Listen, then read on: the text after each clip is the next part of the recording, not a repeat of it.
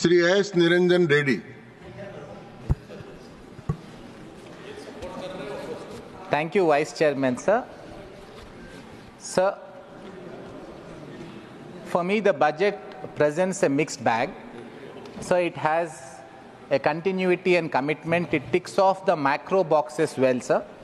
It has a proper fiscal glide path. It is showing the way towards fiscal consolidation. The capital expenditure could have been little more, but it has been maintained constant because last year the utilization was not complete. Sir, overall it seems like a sound budget on macro factors, but the budget also has its challenges, sir. If I can take a neutral point of view, sir, the country faces global headwinds in terms of economic prospects. There is a slowdown of global growth. There is a slowdown of global trade. So the government and the finance minister has to confront these challenges. Sir, but when I look at the government trying to stick to fiscal discipline, this is my starting point. I would like to compliment the finance minister and the government. Maybe, sir, it shows some light in relation to the recent Niti Aayog report about some of the states needing to learn something from the center trying to stick to this fiscal discipline.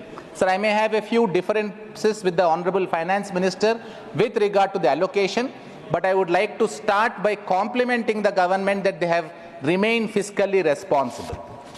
Sir, the biggest splash the budget makes is in terms of the tax relief that is granted to the middle classes. Sir, all of us welcome it because these are the classes that have been contributing to the direct taxes, which constitute the largest chunk of the revenue that the government gets, sir.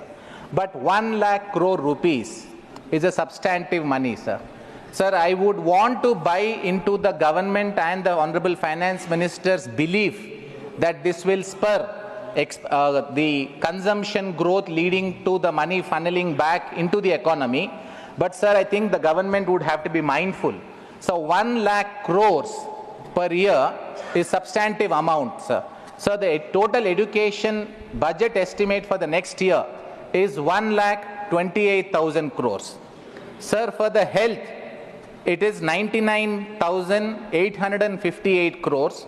Sir, for Ministry of Electronics and Information Technology, the total budget estimate, sir, is 26,026 crores. Sir, if I were to notionally look at this 1 lakh crores being divided amongst the Education, Health and Ministry of Electronics and Information Technology, it would have meant, sir, if there was no tax cut, I'm just giving a hypothetical, I'm not suggesting there should not be a tax cut, it would have meant 33,000 crores more for education. 1/3 of that amount would have meant that the education sector would have got a 25% jump on the budget estimates that the education department has. 33,000 crores for health, sir, for 1 year would have been a 33% growth of the amounts that would be allotted. Sir, for Ministry of Electronics and Information Technology, which I believe is going to be the engine of driving India's growth tomorrow, sir, the growth would have been 130%. Sir, if we just pause for a minute and look at if this 1 lakh crores could hypothetically be divided amongst these three, sir, the growth and the impetus each of these sectors would have would have been stupendous. But, sir, as I mentioned, I would want to be optimistic. Let me buy into the government's vision. Let me buy into the Honorable Minister's vision, Finance Minister's vision, that this will spur consumption growth. I am slightly skeptical, sir, but even if it were to translate into a 50% reality, it would still be worth it because a large section that is contributing to Indian economy is felt rewarded by the government. That sections will feel that the government is listening to them. But it is time that most of that money, and I would appeal to those people who are getting those tax monies to please plow it back into Indian economy. Don't splurge it on traveling abroad, please travel in India. Don't splurge it on spending on foreign goods, please spend it on goods that are manufactured in India. Government made an overture to you. If you respond and if you were to give government a helping hand, you will get more reliefs later.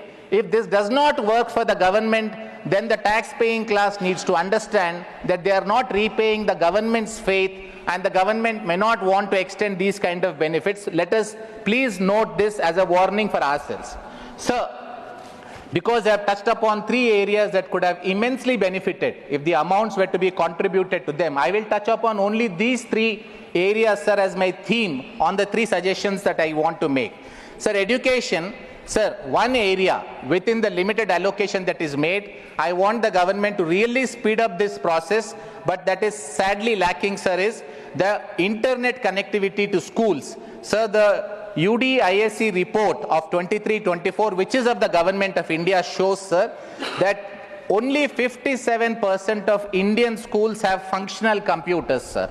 And only 53% of the schools have internet access. Sir, if we have to take digital education, and that is the easiest way, sir, to scale and give education to the large masses, I would hope the government can get these figures to reach 100% as soon as possible.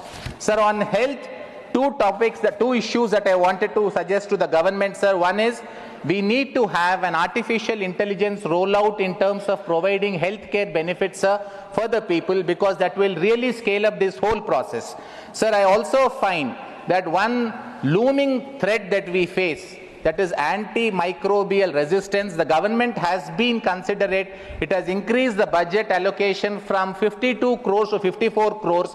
But I want the ministry to note that the utilization has come down from 38 crores in 22-23 to 17 crores in 23-24. So the loss, sir, in notional GDP terms is going to be very high for India. This is a looming crisis. Everybody is forgetting about it because this does not immediately shriek for attention, but it is one of the largest crises that will confront India in the next 2 to 3 years. I want the ministries to give it full attention, sir. So then last of the topics I wanted to touch upon is Ministry of Electronics and Information Technology. Sir, as I said in the earlier part of my speech, sir, this ministry is going to be the greatest engine driver of growth, sir, because this ministry will work across sectors. It will work through education, it will work through health, it will work through every sector that is possible. Sir, the allocations are very minimal. So the centers of excellence, India can't have one center of excellence, sir, for one discipline in one part of the country. I think it is time, sir, the centers of excellence we need to have in every zone, if not in every state. I would request the government to at least make provisioning for next year onwards that these centers of excellence are given to each of the states, sir. So the last of the topics, since I have another 30 seconds, sir, is urban development. I would compliment the government, sir, for having this urban challenge fund, and 10,000 crores is allotted. Sir, the only recommendation and suggestion I have for the government, sir, is please use, if possible, 80% or 90% of this fund for urban planning. States are not doing urban planning.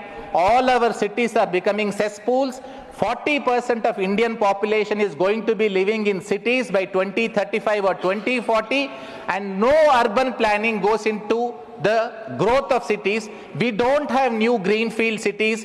Please plan 5 or 10 new greenfield cities. Make provision out of this urban fund. And with that, sir, I would want to wish the government the best. As I said, I don't think it's a great budget, but it's a good budget. I'm willing to live with it, but I will feel it is great if they actually implement these schemes. Thank you, sir.